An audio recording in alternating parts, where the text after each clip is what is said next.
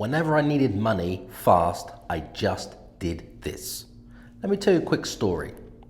Back in 2001, I just started out in business. I'm at university, I'm studying, I'm working for cash, I'm working on a building site actually, getting my hands dirty while I'm building this property business. I was also claiming some benefits, which to be honest, I wasn't really proud of, just so I could have enough money to pay the bills and put food on the table for my fiance and my newborn son. Anyway, I had to do some things I wasn't really proud of. Things that if I got caught, I'd probably get jail time for. Now, I was young, I was searching for a way out of this life, so I read every single thing I could read about business, about property, about investing, and anything Robert Kiyosaki wrote. He was my idol, my mentor. Now, what I learned working as a laborer, it actually helped me renovate 2 properties with my own hands. I later sold one of those properties. Now, the problem was that it didn't give me a regular income. Buying properties, investing properties, renovating properties and selling them. So the bills or managing bills was not easy. Feast or famine, okay? Now I learned from Robert Kiyosaki back then, I needed passive income from property to pay the bills, to give me some security so that every single month I had money coming in instead of one big payday where it comes all at once when you sell the property. Now, back then, I'm worrying. I'm up at night trying to figure out a way to pay the bills with nothing coming in until I'd renovated and sold another property. It just wasn't working. Now, I wanted my fiance, my children to feel proud of me that I could support them as a father, as a man, without the fear of any time the door knocks, it could be the police. Now I remember the anxiety, the stress that I felt every month I had to hustle when the rent was due. I didn't have the money in my bank and I didn't have any money under my mattress. Do you know how that feels? Now that's when I tried being a cleaner. I tried being a cleaner in a care home. Now this didn't make me feel like a man, but I needed the money. I then worked in a nappy packing factory. That lasted about one day, well, one shift, and I left. I tried working for a builder. Now at the time, it did give me a regular income every week, but the problem, I was exchanging my time for money. I could not build a better life because I had no time left after working and feeling tired. Now, I read a book from Robert Kiyosaki. That's when I immediately knew that exchanging my time for money is the fastest way to stay broke. Now, this book completely changed the way that I thought about money. It taught me a concept that enabled me to understand how to leverage other people's money and other people's time in property. Now, this was the first time I heard it. It was around about the millennium. And I knew immediately that this was the secret to getting rich. This was a secret that rich people knew. And now I've been told this one secret, my life would never be the same ever again. This was the secret to a new universe. Now I had to figure out how to make money leveraging other people's money and other people's time. Now I could feel it. I could feel that in my stomach. This was everything that I had been searching for. It was as if God had sent me a sign. This was the sign. Now, I would get up around about I'd get home from work around about 5 p.m. from work or university studying. I would eat with my children, with my family. Then I'd start working on this property business from about 7 p.m.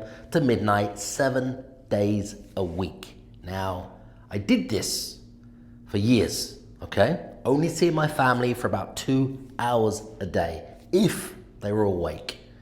Now, as you can imagine, this caused a lot of problems in my relationship with my fiance, and I never really saw my first son growing up. Now, later, I understand, or I knew, that this is the cost of entrepreneurship. This is the hidden cost of life if you want to get ahead and escape a life of slavery. Now, I knew back then failing was not an option. I also knew I had to do whatever it takes to figure out this property stuff. You know, my family was depending on me as the man, as the provider. I couldn't let them down.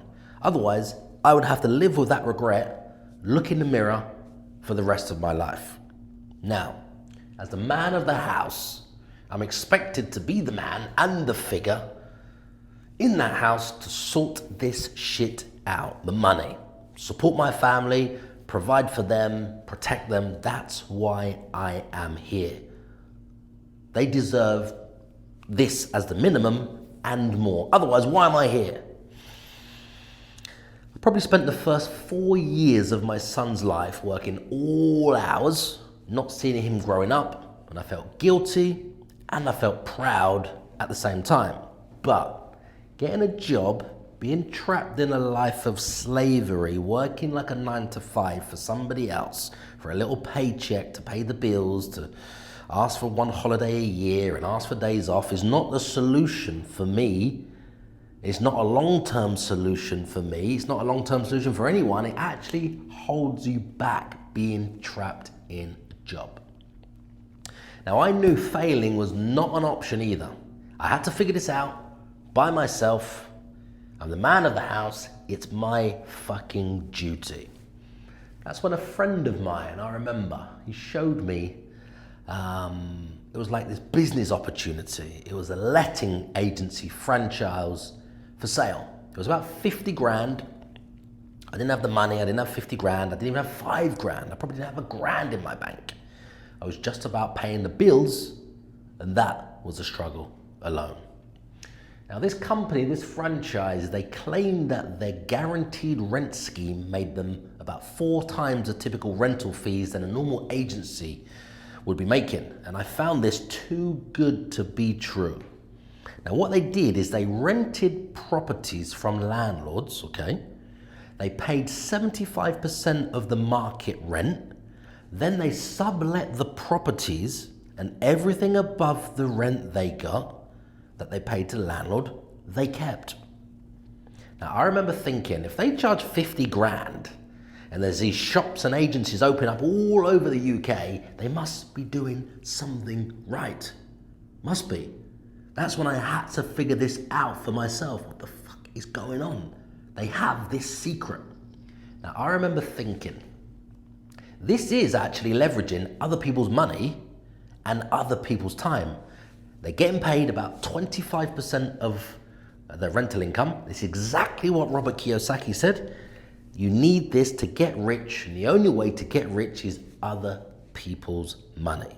Now, this was the aha moment for me. This was the breakthrough, because these two things together, they gave me the belief that Robert Kiyosaki, other people's money and other people's time, was the secret. This was the way to get paid about 25%, or take 25% off of the rent, off of any property that I rent and sublet. Now, that's when I knew I had to see this process in action, unfolding in front of me, so I could see it with my own eyes, so I could believe it and really taste it. Who's the best person to show it to me? The agent. So what I decided to do is mystery shop the agency. Now, this is kind of like what Russell Brunson calls funnel hacking, and he's famous for. This is back in the millennium, 2001. I was funnel hacking this agency. So I booked a free valuation. They came to see the property. I showed them around the house. They did their sales pitch without them knowing, right? I actually recorded every moment, every word they said, everything they did. I was recording and documenting. I had no intention at all to rent my house to them. I was ethically stealing their entire sales process that they were walking me through in front of me, step by step, like I was a potential customer that they wanted to close. So I had their manager teaching me this word for word in front of me, the framework, the language patterns, how it works, how it unfolds, the beliefs, the benefits, everything, recorded it. Now they told me my house was worth about £750 back then. They offered me £600. It's about 20% below the rent. They showed me the costs, they showed me the hassle that I would have if I didn't go with them. When I saw this all laid out in front of me, that's when I had another aha moment, the goosebumps, because I could see their process in action with my own eyes. I could see it was a license to print money right there and then, about 25% of the rent, printing money. Immediately then I was sold. I knew that I would become successful at this. I started adding up the numbers in my head. £1,000 rent gets about £200 approximately, profit for me, 20 properties, I'll probably get paid about £4,000 a month. When they explained it like they did in a nice, smooth, calm process, professional sales environment, softly, gently, all the benefits and risks for me and what they take away, that's exactly when I knew I had the epiphany right then. I could feel it, I could see it, I could taste the money. I saw how I could make a lot of money from this right away. This would solve all of my money worries at the same time. I was just thinking £4,000 a month is just 20 properties. I could probably find 20 properties fast. This is so easy. Probably one a week. Let's do the maths. 20 properties, one a week. That's around about 5 months, and then boom, I'm in the money. £4,000 residual coming in every month. Obviously a lot more, but £4,000 profit. Now the new problem. I needed a copy of their contract so I could see how all this works together legally. So I went all the way through the process to instructing them to signing the contract. So the contract is now in my hand. And once I had that contract in my hand, I knew it was the missing piece to the puzzle. It's the one thing that I needed to start my own money printing business. Now, I already had the entire sales process documented. Every single thing they did, every single thing they said, every single script they used, every template, every email, every word they used to sell this to me. I funnel hacked them, mystery shop them. Now, I knew I'd found a way to ethically, this is ethics, ethically, print money by subletting other people's properties and making about 25% on top of the rent or even more. Seriously. That's when I opened my own rent arbitrage company straight away. It was called Guaranteed Rent, the same day I opened it. Now these guys, they were selling a license. It was about 50 grand for this training on how to sell this guaranteed rental business to a landlord, but I just ethically stole it all for free. I mystery shopped them, I funnel hacked them like Russell Brunson, because I just had to make it work ethically and legally so I didn't get taken to court. I knew right then I'm in the money printing business. Now this process was so simple to copy, and it had just saved me £50,000. Now I decided that I would focus on property sourcing to sell discounted investment properties to investors for a fee, like a finder's fee, around about 3 to 5 grand, or even more if there's a lot more discount that I can pass on to those investors. So I built a property sourcing company, like an investment consultancy. We invested, we bought some properties, we sold some as well. Now what I knew is most investors, their biggest fear when they've got a great deal on the price, a great discount, is depending on where the property is, what's the risk it may sit empty, like in the north of England. And then all the money they saved on a discount, they would lose on the rent with it sitting empty. So all I needed to do was rent that property back to them, the one that I just sold them, and I already got paid for selling it to them, and then rent it or lease it back on this guaranteed rent scheme, this guaranteed rent framework that I just stole. So I would get paid about 2 or 3 to 5 grand upfront finder's fee. Then I'd make about 25% margin on the rent, so I could even break even on the rent, for example, to reduce the rent if I had to find tenants quickly and still make a ton of money up front on the finder's fee and build a nice cash flowing business at the same time and a property sourcing business by making this irresistible offer to investors. That gives me goosebumps right now because I took all the risk. Something happened. One day, a solicitor's letter arrived. Yeah, cease and desist. Now, basically, they were telling me, stop using their shit. Stop using their contract. Stop copying their material. Stop doing what they're doing. Stop pretending to be them. Now, this was the franchise company taking me to court because they found out I funnel hacked them. Now, the way they found out was because my business was growing and growing up fast. I grew so fast, I grew into their competition. So now they was aware of me, they could see me, they were pissed, they came for me, I became a threat. So I knew I had to scale this rent arbitrage business thing up as fast as possible before this opportunity goes away forever and I can't do it anymore. So here's what I did. I quickly trained other people, other investors, JV partners. I gave them the experience that I had with my help in a partnership so they would open their own branch, and every problem they faced, I would push them through all the hurdles, all the challenges, all the walls to help them.